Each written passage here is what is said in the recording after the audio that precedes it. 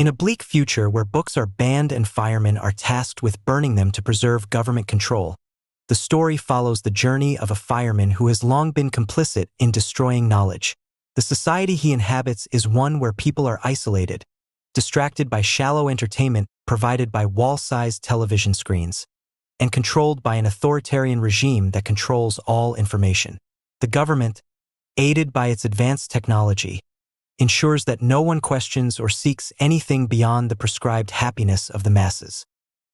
In this world, the government uses robots, highly advanced mechanical enforcers called mechanical hounds, to track down and eliminate anyone who dares defy the law.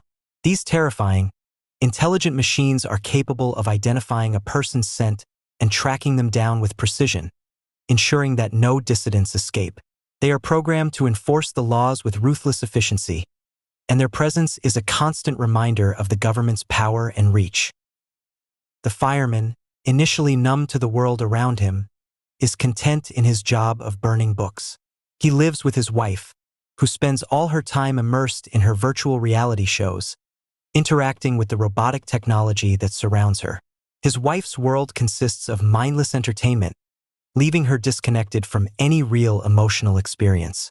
The fireman, too, is trapped in a mechanical routine, mindlessly carrying out his duties with little understanding of the true cost. That all changes when he meets a curious, free-spirited young person who sees through the illusions of their society. She introduces him to the beauty of the natural world, encouraging him to think and question, and most importantly, to read. The fireman's growing awareness begins to shake him from his complacency. He realizes that the world around him is full of artificiality, the robots, the technology, the endless distractions. But books offer him something real, something human, something deeply personal. As his awareness expands, so does his rebellion. He secretly steals books from the fires he sets and begins to read, seeking knowledge in defiance of the oppressive forces around him. But his actions don't go unnoticed.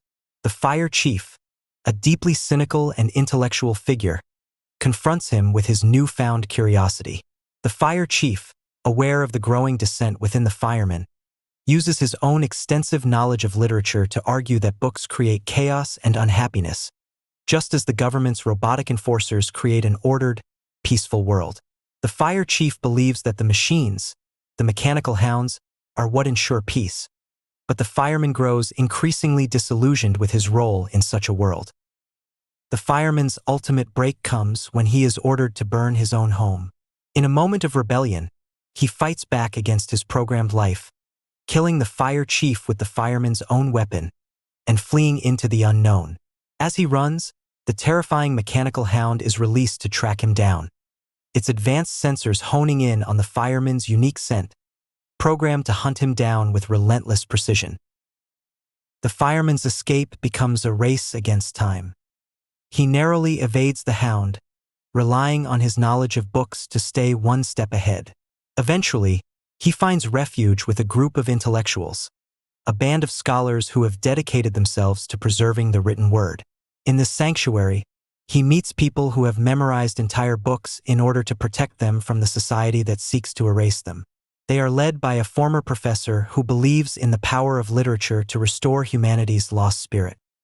As the fireman spends more time with the intellectuals, he realizes that the world he left behind is not merely controlled by books being burned, but by technology itself, robots, machines, and surveillance systems that strip away human connection and creativity. The mechanical hounds, once symbols of government control, now serve as reminders of the chilling consequences of over-reliance on machines to enforce law and order. The fireman's final transformation comes when he realizes the full cost of a world where technology has replaced human thought. He vows to help rebuild society, not with machines, but with the wisdom and creativity of the human spirit, and the lessons found in the very books the government sought to destroy.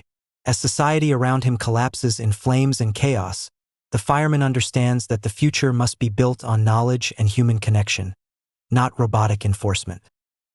The novel ends with the fireman and the group of intellectuals watching the ruins of the city burn, knowing that the future may be bleak, but it can still be rebuilt. As long as people are willing to remember, And as long as they continue to share the power of ideas, even the most advanced robots can never erase the truth.